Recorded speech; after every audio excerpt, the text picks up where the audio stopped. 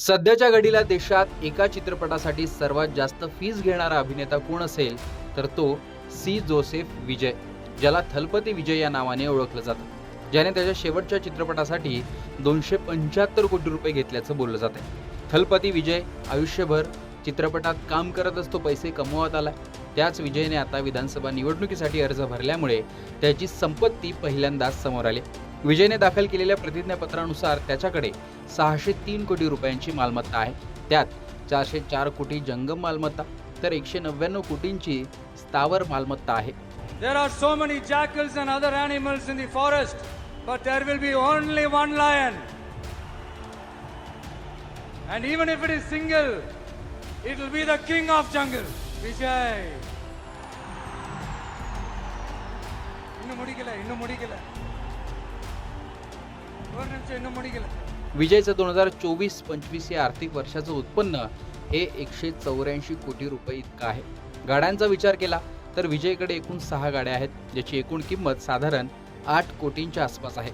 ज्यात BMW 530, Toyota Lexus, Toyota Vellfire आणि BMW i7 यासारख्या महागड्या गाड्यांचा ताफा त्याच्याकडे आहे. त्याच्याकडे 883 ग्राम सोनं आणि चांदीचे दागिने आहेत. त्याची पत्नी संगीता यांच्याकडे 15.76 कोटी रुपयांची स्वतंत्र मालमत्ताही आहे, जिने काही महिन्यांपूर्वीच घटस्फोटासाठी अर्जही दाखल केला होता आणि त्याची देशभरात चर्चा झाली होती. विशेष म्हणजे विजय याने स्वतःवर कोणतंही कर्ज नसल्याचं जाहीर केलं. मात्र त्याने आपल्या पत्नीला 12 कोटी आणि वडिलांना 3 कोटी रुपयांचं वैयक्तिक कर्ज दिल्याचं प्रतिज्ञापत्रात नमूद केलंय. विजय याच्याकडे चेन्नईमध्ये एकूण 7 मालमत्ता आहेत, ज्यामध्ये फ्लॅट आणि व्यावसायिक जागांचाही समावेश आहे. यामध्ये चेन्नई ECR रोडवरील त्याचं प्रसिद्ध निवासस्थान आहे. या सर्व मालमत्तांची आजची बाजारपेठानुसारची किंमत ही 189 कोटी रुपये इतकी होते. त्याच्याकडे तामिळनाडूमधील कोडाईकनाल आणि इतर ठिकाणी शेतजमीन आहे. त्याची एकूण किंमत ही 9 कोटी रुपये इतकी असल्याचं जाहीर केलंय. त्यामुळे त्याच्याकडे असलेली एकूण जमीन, घर आणि व्यावसायिक जागेची किंमत जर पाहिली तर ती ही 200 कोटींच्या घरात जाते. विजयचा सध्याचा बँक बॅलन्स जर पाहिला तर ती रक्कम सर्वात मोठी आहे. विजयने ओव्हरसीज बँकेत एका शाखेत 213 कोटी रुपये ठेवलेत, तर दुसऱ्या शाखेत 25 कोटी रुपये आहेत. ॲक्सिस बँकच्या एका खात्यात 40 कोटी रुपये, HDFC बँकेच्या एका खात्यात 20 कोटी रुपये, तर स्टेट बँकच्या एका खात्यात 15 कोटी रुपये आहेत. अशा प्रकारे सर्व जर खात्यांची मिळून आकडेवारी जर पाहिली तर 300 कोटींपेक्षा अधिक बँक बॅलन्स हा विजयच्या खात्यांमध्ये आहे. काही कंपन्यांमध्येही त्याने गुंतवणूक केलेली आहे. त्यामुळे जर विजय आमदार झाला तर तो तामिळनाडूचा सर्वात श्रीमंत आमदार ठरू शकतो आणि सुदैवाने जर तो मुख्यमंत्री झाला तर सर्वात श्रीमंत मुख्यमंत्री देखील तो ठरणार आहे.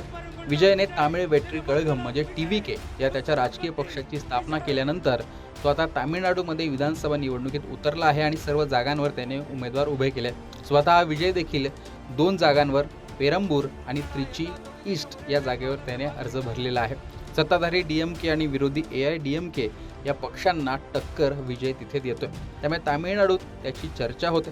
याआधी MGR, जयललिता, विजयकांत, शरद कुमार, कमल हसन हे काही अभिनेते राजकारणात आलेत.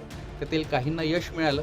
आता विजयलाही यश मिळतं का ते पाहणं फार महत्त्वाचं असणार आहे. पण एकूण ज्या पद्धतीने विजयची प्रसिद्धी आहे, ज्या पद्धतीने विजयचा चाहता वर्ग आहे, त्याची लोकप्रियता पाहिली तर त्याला चांगली मतं पडतील अशी शक्यता आहे.